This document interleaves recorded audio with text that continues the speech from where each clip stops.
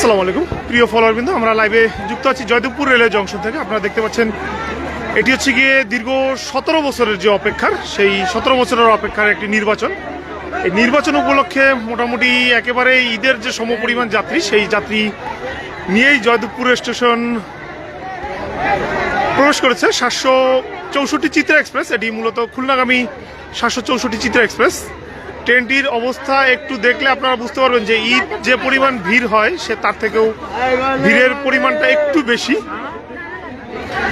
এর পরবর্তী ট্রেন হচ্ছে গিয়ে জয়দেবপুরের জন্য, সেটি হচ্ছে গিয়ে 757 দ্রুতযান এক্সপ্রেস। দ্রুতযান এক্সপ্রেসেরও অবস্থা এরকমেরই হবে, কারণ দ্রুতযান আর হচ্ছে গিয়ে একটু দূরের ট্রেন, যেটি পঞ্চগড়গামী।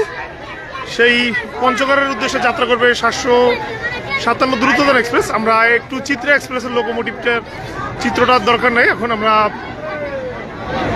একটু দেখি। উঠে গেলাম যাতে করে আপনারা সুন্দরভাবে দেখতে পারেন। এই হচ্ছে গিয়ে আজকে 764 চিত্রা এক্সপ্রেসের চিত্র। চিত্রা এক্সপ্রেস জয়দেবপুর স্টেশন থেকে ছেড়ে যাবে কিছুক্ষণের ভিতরে। এই হচ্ছে গিয়ে চিত্রা এক্সপ্রেস। গেটগুলো যদি একটু দেখেন তাহলে বুঝতে পারবেন যে কি পরিমাণ ভিড় হয়েছে। এ হচ্ছে গিয়ে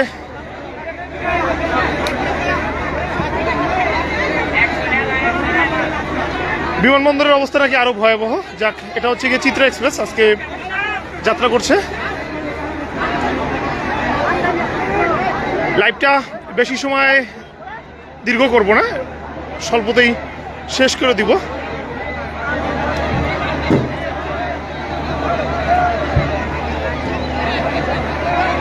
প্রতিটি গেটের অবস্থা খুবই ভয়াবহ অবস্থা, যেটা না দেখলে বিশ্বাস করতে পারবেন না আপনারা চিত্রা এক্সপ্রেসের চিত্রটা।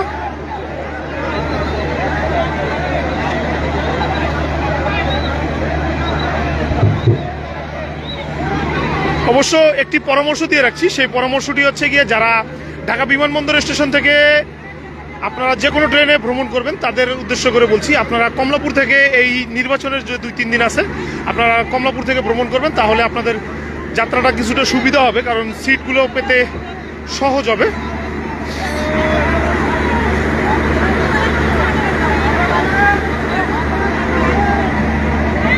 বোঝার উপায় নাই যে আমরা কোন ট্রেনে আসি, এরকমের অবস্থা। একদম মানুষে লোকে লোকারণ্য।